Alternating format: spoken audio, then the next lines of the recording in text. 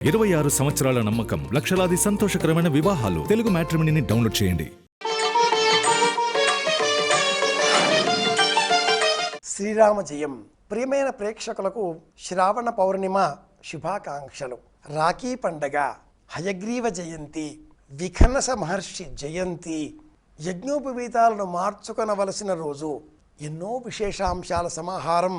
వీటన్నింటితో పాటుగా మరొక ప్రత్యేకమైన అరుదైన ఈ సంవత్సరం మాత్రమే ఏర్పడిన అంశం 3వ శుక్రవారం కావడం. శ్రావణ పౌర్ణిమ శుక్రవారం రావడం చాలా అరుదైన అద్భుతమైన విషయం. వరలక్ష్మి వ్రతాన్ని అనివార్య కారణాల చేత గత వారం ఆచరించినటువంటి వారు ఈ రోజున తప్పకుండా ఆచరించాలి. అమ్మవారికి ప్రీతికరమైన రోజు శుక్రవారం. ఇక రాఖీ పండగ. రక్షను ఇలా ధరిస్తున్నాం మనం. ఎవరు ఎవరికి ధరింపచేయాలి?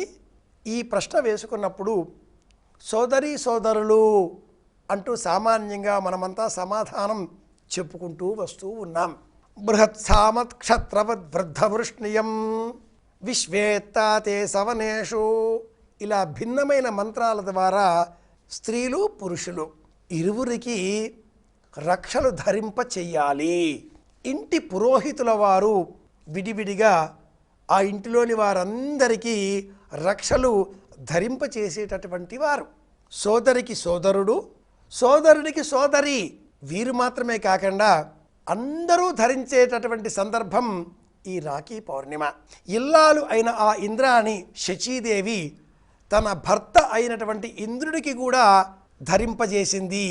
విజయం సాధించే నిమిత్తమై మీరే విజయం సాధిస్తారు అంటూ కోరుకున్నది.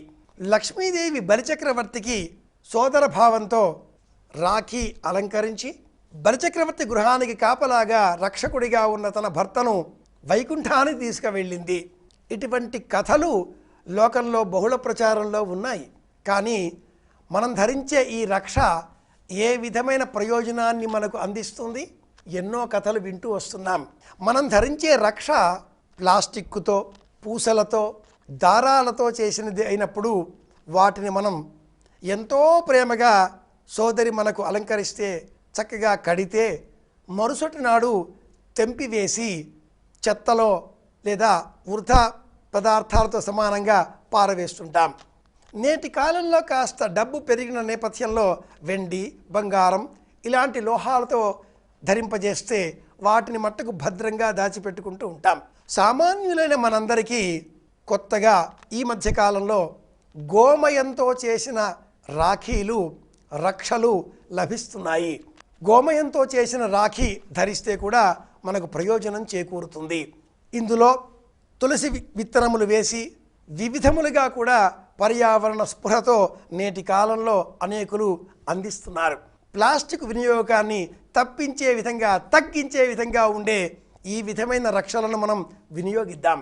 ఇంతకు మించి ఇంకా విశేషాంశాలు ఏమిటి అంటే, నిజమైన రక్ష, శాస్త్రంలో చెప్పబడిన రక్ష ఎలా చేయాలి?